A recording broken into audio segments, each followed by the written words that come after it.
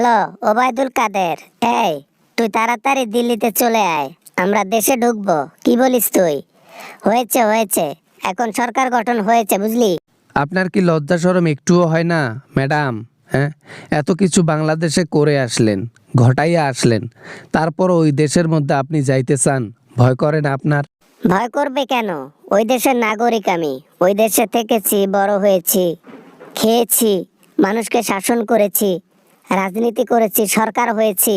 জুলাই আন্দোলনে আমরা মানুষকে উপরে পাঠাইছি, এটা কেন বললেন না? সবই তো বললেন, খালি ভালোটা বলতেছেন, খারাপ যেগুলা করেছেন এটা কই বললেন? ওবায়দুল কাদের, তুমি কিন্তু এই যে ভালো কথা বলতেছো এখন, আমি কিন্তু তোমার কাছে ভালো কথা আশা করি না। তুমি আমাকে একটু অন্যরকম আইডিয়া দিবা, তা না। আমি তো আপনাকে প্ল্যান দিতে পারি, কিন্তু আপনি ওই প্ল্যান মতো কি কাজ করতে পারবেন? কাজ করলে আপনারই ভালো হবে। আমি মনে করি আমি আপনাকে একটা বেস্ট প্ল্যান সাজেস্ট করতে পারি। অবশ্যই, আজ পর্যন্ত তুমি আমার ডান হাত ছিলা, আর তুমি যা বলেছো আমি চেষ্টা করেছি শোনার জন্য। আজকেও আমি না করব না। তুমি বলে ফেলো, কি বলতে চাও আমাকে? ম্যাডাম, প্ল্যান খুবই সহজ।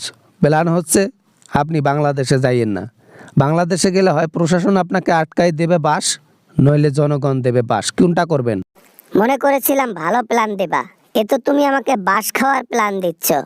না না না, ওবায়দুল কাদের, তোমার কাছে আমি এইটা আশা করি নাই রে কাউয়া বাবা।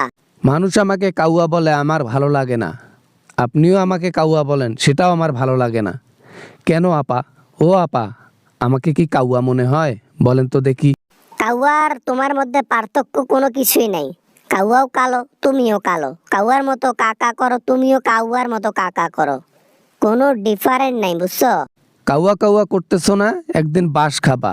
এই কাউয়ার কথা মনে পড়বে তোমার, তখন মনে মনে কবা ওবায়দুল কাউয়া প্ল্যানটা ভালোই দিছিল, কাজে লাগাইনি। রাখ তোর প্ল্যান, তোর প্ল্যান তোর কাছে রাখ, আমাকে দিতে হবে না। তোকে ভালো কথা বললাম আর তুই আমাকে ভয় দেখাচ্ছিস। জনগণের ভয়, প্রশাসনের ভয়, কি রে? কারো মা হারাইছে, কারো বাবা হারাইছে, কারো ছেলে হারাইছে, কারো মেয়ে হারাইছে, তো তাদের ক্ষোভ এখনো রয়েই গেছে। জুলাই কখনো হৃদয় থেকে মুছে নেই জনগণের। আর এই জায়গার মধ্যে যদি আপনি যান আবারও, তাহলে আপনার কি মনে হয় আপনাকে ফুলের মালা দিয়ে বরণ করবে তারা? ডিরেক্ট বাস। বাস দিলে আমাক দিবে, তোর কি? তোকে এত তো কৈফত দিতে হবে না। তুই ফোন রাখ, তুই ফোন রাখ। তোকে দিল্লিতেও আসতে হবে না, দেশেও যাইতে হবে না।